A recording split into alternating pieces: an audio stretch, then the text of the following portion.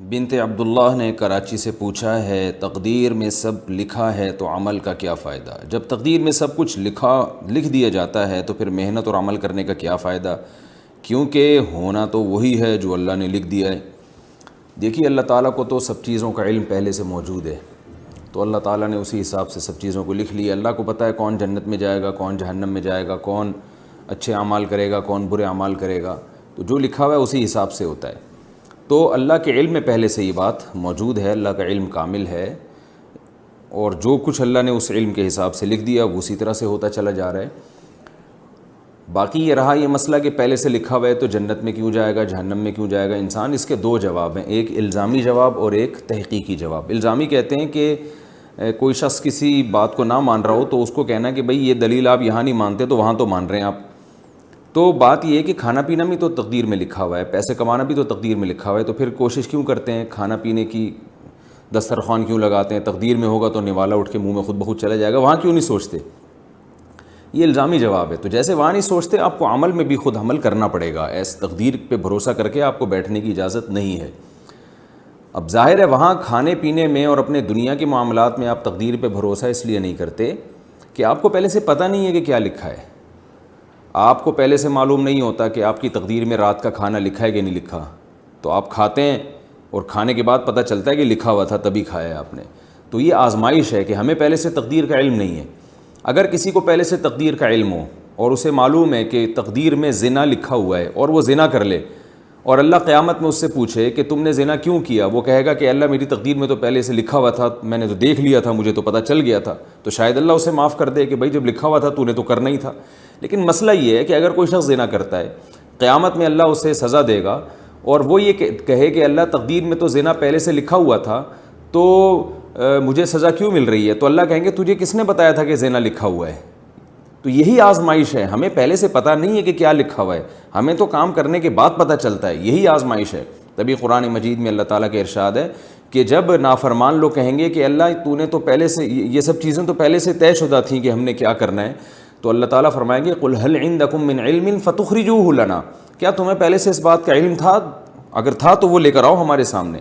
تو تقدیر پہ لکھے ہوئے ہونے کے باوجود جو آزمائش ہے وہ آزمائش ہی رہتی ہے، اس لیے کہ ہمیں پہلے سے معلوم نہیں ہے۔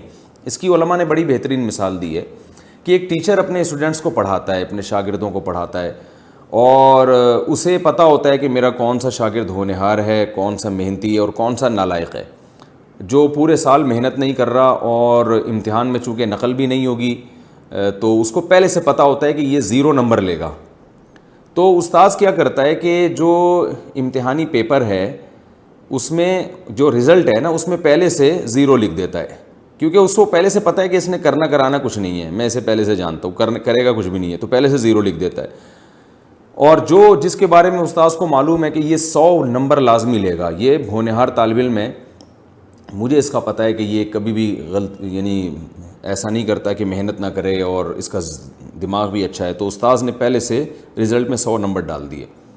لیکن استاذ اپنے اس رزلٹ کی بیس پہ جو استاذ نے نمبر لگائے رزلٹ اناؤنس نہیں کرتا بلکہ امتحان لیتا ہے تاکہ کل کو حجت تمام ہو جائے۔ جب امتحان لیتا ہے تو نالائق طالب علم جو ہے اس کے کوئی کویشچن ہی حل نہیں کرتا، اس کے یعنی جب اس کے پیپر ایگزامینر یعنی جب پیپر جو ہے وہ ٹیچر جو پیپر چیک کرنے والا ہے اس کے سامنے آتا ہے تو وہ دیکھتا ہے کہ اس نے تو کچھ بھی نہیں کیا، صرف صفائی کے نمبر اگر اس کو دیے جائیں تو دیے جائیں، کیونکہ خالی پیپر چھوڑ کر آیا ہے، ایک ڈاٹ کا نشان بھی نہیں ہے اس میں، تو وہ 0 لگا دیتا ہے۔ اور جس ہونہار طالب علم نے پیپر بھرپور طریقے سے حل کیا وہ 100 لگا دیتا ہے۔ تو جس ٹیچر نے یعنی جب عملی طور پر امتحان لیا گیا تو نالائق طالب علم کے 0 نمبر آئے، اور جو ہوشیار تھا، ذہین تھا، محنتی تھا، اس کے 100 نمبر آئے۔ اب طالب علم کو کہیں سے پتہ چل گیا کہ میرے ٹیچر نے تو پہلے ہی سے 0 لگایا ہوا تھا، اور جو ذہین ہے اس کو پتہ چل گیا کہ پہلے سے ہی 100 لگایا ہوا تھا۔ تو اب نالائق طالب علم جس نے محنت نہیں کی، امتحان پاس نہیں کیا، کیا وہ اس بیس پہ اس رزلٹ کو مسترد کر سکتا ہے کہ جی آپ نے تو پہلے ہی 0 لگا دیا تھا؟ اگر وہ کیس کرے اور کہے کہ ٹیچر سے کہ آپ نے تو رزلٹ کے پیپر میں پہلے ہی 0 لگا دیا تھا، تو جو ٹیچر ہے نا وہ یہ کہے گا کہ تم یہ نہ دیکھو کہ میں نے لگایا تھا نہیں لگایا، تم یہ دیکھو میں نے صحیح لگایا تھا غلط لگایا تھا۔ مجھے چونکہ پتہ تھا کہ تم نالائق ہو تو میں نے تمہیں آزمایا ہے اور تم اس امتحان میں ناکام ہوئے ہو. تو مجھے پہلے سے علم تھا کہ ناکام ہوئے ہو, لہٰذا میں نے پہلے ہی لگا دیا تھا کیونکہ میرا علم کامل ہے. تو انسان سے تو پھر بھی غلطی ہو سکتی ہے, وہ جس طالب علم کو 0 نمبر دینے چاہیے اس کو 50 دے سکتا ہے, 20 نمبر دے سکتا ہے, لیکن اللہ سے غلطی نہیں ہوتی. تو اللہ تعالیٰ نے چونکہ تقدیر کا علم مخفی رکھا ہے, لہذا ہماری اب آزمائش اس میں یہ ہے کہ ہمیں نہیں پتہ کہ ہم جنت میں جائیں گے جہنم میں جائیں گے, ہمارے مقدر میں گناہ لکھا ہے نیکی لکھی ہے, ہمیں عمل کرنا ہے. حدیث میں آتا ہے اعملوا فکل میسر لما خلق لہ, جس نے جہاں جانا ہے وہ ویسے اعمال کرتا ہے. تو آپ اچھا عمل کر کے دیکھیں, اگر آپ اچھا عمل کریں گے, کوشش کریں گے, تو اللہ کا وعدہ ہے عمل کی توفیق ملے گی آپ کو. اور جب عمل کی توفیق ملے گی تو اللہ کا وعدہ ہے اچھا عمل اس کی علامت ہے کہ آپ کے مقدر میں جنت لکھی ہوئی ہے. اور آپ برائی کر کے دیکھیں, اگر آپ برائی کرنے کی کوشش کرتے ہیں تو آپ سے برائی ہوگی, اور جب برائی ہوگی آپ سے تو یہ اس کی علامت ہے کہ آپ کی قسمت میں برائی لکھی ہوئی تھی. اور پھر اس کی بیس پر جب آپ جہنم میں جائیں گے, اللہ ہم سب کو پناہ میں رکھے, تو یہ اس کی علامت ہے آپ کے مقدر میں جہنم لکھی ہوئی تھی. لیکن یہ مقدر پہلے سے معلوم نہیں ہے, آپ کے کرنے کے بعد پتہ چلتا ہے. تو آپ کو اللہ نے اختیار دیا ہے کہ آپ نیکی کریں تو نیکی کرتے چلے جائیں گے, برائی کریں تو برائی کرتے چلے جائیں گے. جیسے دنیا میں اللہ نے رزق بھی مقدر میں لکھا ہوا ہے, تو ہم رزق کی تلاش پھر بھی کرتے ہیں کیونکہ ہمیں نہیں معلوم کہ ہمارے مقدر میں روزی ہے یا نہیں ہے.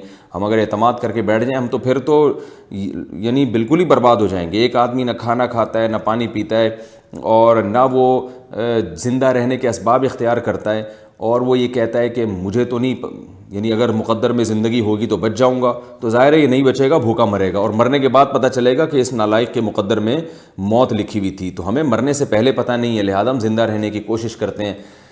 بالکل اس کی مثال ایسے ہے جیسے ایک زید نے بکر کو قتل کیا. اب بکر کو قتل کیا, بکر کے وارث زید کے پاس آئے اور کہنے لگے کہ ہم آپ سے انتقام لیں گے. اب زید دلیل میں تقدیر کا حوالہ پیش کرتا ہے.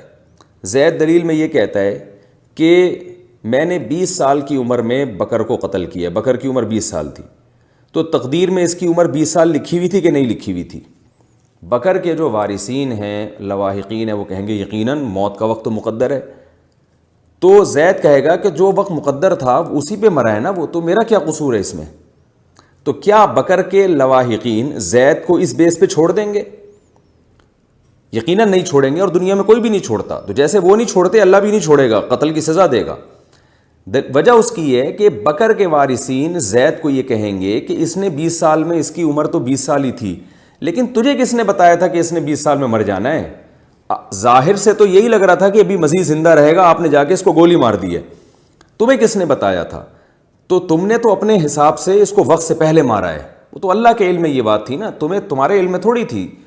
پھر بھی اگر زید کی سمجھ میں نہ آئے نا, یہ دلیل سمجھ میں نہ آئے, تو میں پھر بکر کے وارثوں کو یعنی مشورہ دوں گا کہ آپ بندوق اٹھا کے زید کو گولی مار دیں. اور جب گولی مارنے لگیں اور زید چیخے چلائے تو پھر زید کو آپ بھی یہ کہیں کہ تمہاری بھی عمر اتنی لکھی ہوئی تھی, لہذا اگر تم نے بکر کو مار دیا یہ جرم نہیں ہے, تو ہمارا تمہیں مارنا بھی جرم نہیں ہے. تو اس سے پتہ چلتا ہے کہ بھائی جو چیز لکھی ہوئی ہے وہ تو لکھی ہوئی, انڈرسٹوڈ ہے, وہ اللہ کے علم ہے, ہمیں معلوم نہیں کیا لکھا ہوا ہے. تو ہم اس ظاہر ہی کے مکلف ہیں. ہم سے جو ہم کر رہے ہیں اپنے اختیار سے, ہم سے اس کے بارے میں سوال کیا جائے گا, اور اسی بیس پہ جنت اور جہنم اللہ نے رکھی ہے.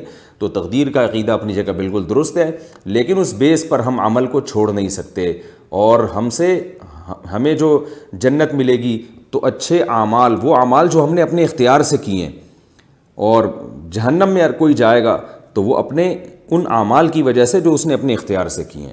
اللہ تعالیٰ سے دعا ہے کہ اللہ تعالیٰ ہمیں نیک اعمال کی توفیق دے تاکہ ہم جنتی قرار پائیں, اور برے اعمال سے اللہ تعالیٰ ہماری حفاظت کرے تاکہ ہم جہنم سے ہمیشہ کے لیے محفوظ ہو جائیں.